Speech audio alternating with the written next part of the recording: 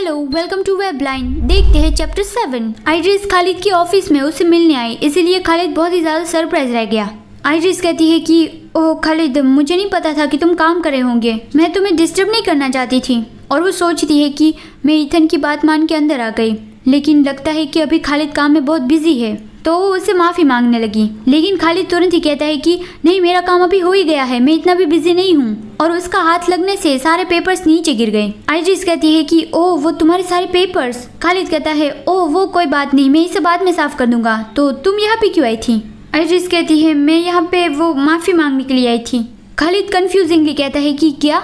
आइड्रिस उसे माफ़ी मांगती है कि I am sorry Khalid. Khalid कहता है मुझे कुछ भी समझ में नहीं आ रहा है कि तुम किस बारे में बात कर रहे हो।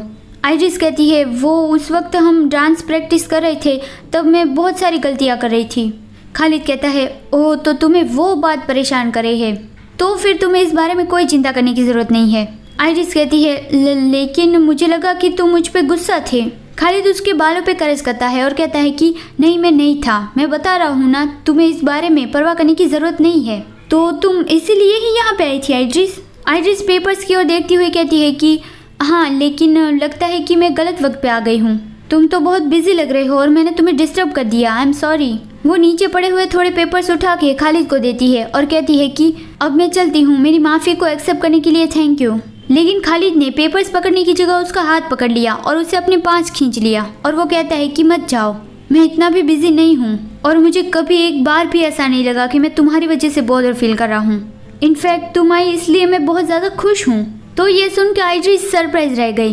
खालिद उसे उसके साथ बैठकर चाय पीने के लिए कहता है, तो आइड्रिस उसे शुक्रिया अदा करके उसे ज्वाइन कर लेती है। फिर खालिद ने उसके लिए चाय मंगवा दी।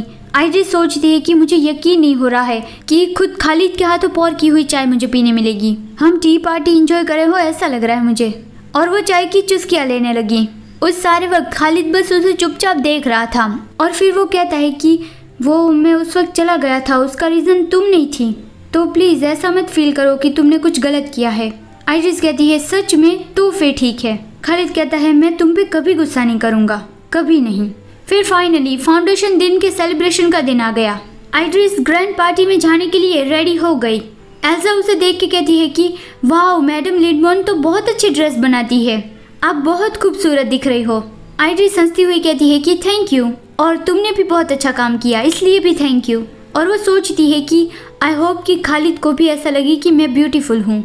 लेकिन फिर वो खुद को रोकती है कि इतनी उम्मीदें मत लगाओ, ये मत भूलो कि वो ओरिजिनली तो बहुत जालिम है, मुझे इतनी ज़्यादा उम्मीदें नहीं लगानी चाहिए, और मैं ये अभी क्या कर रही हूँ, मुझे नॉर्मली बिहेव करना चाहिए।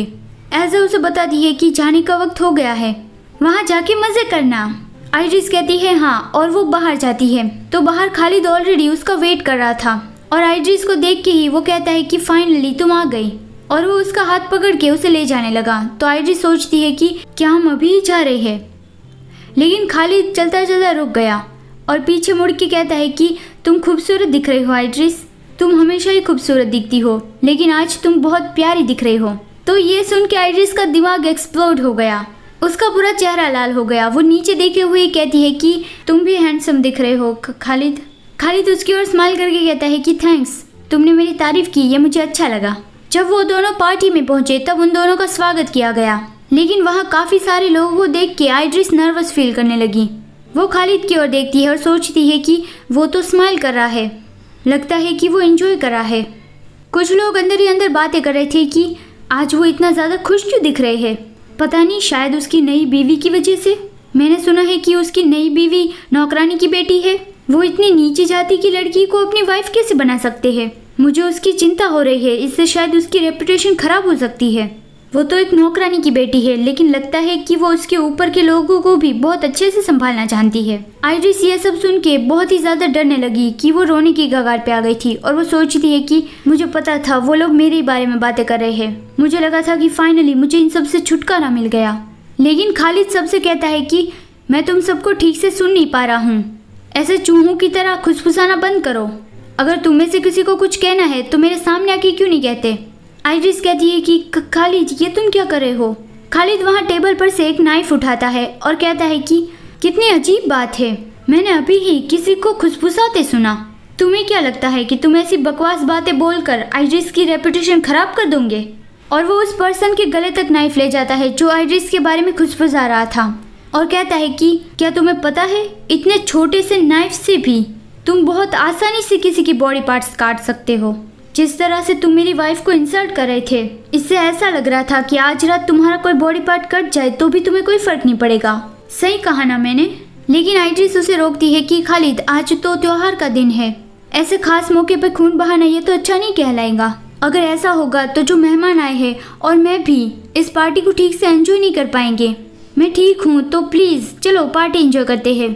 तो फिर खालिद को रियलाइज हुआ कि ऐसा करने से आइरिस को भी अच्छा नहीं लगेगा, तो वो नाइफ वापस रख देता है और मुस्कुराता हुआ कहता है कि हाँ तो फिर ठीक है, जैसा तुम चाहती हो मैं वैसा ही करूँगा। फिर वो म्यूजिशियन से कहता है कि मेरी वाइफ को अच्छा लगे ऐसा कुछ म्यूजिक बजाओ, और वो सबको कह देता है कि चलो म्यूजिक बजने लगा है तो यहीं से ही पार्टी की शुरुआत होती है। तो फिर सब लोग फिर से पार्टी एंजॉय करने लगे और आइरिस का मूड भी फिर से अच्छा हो गया। Thank you so much for watching. अगर आपको ये कहानी अच्छी लग रही है तो लाइक करना मत भूलना। मिलते हैं अगले वीडियो में। Bye bye.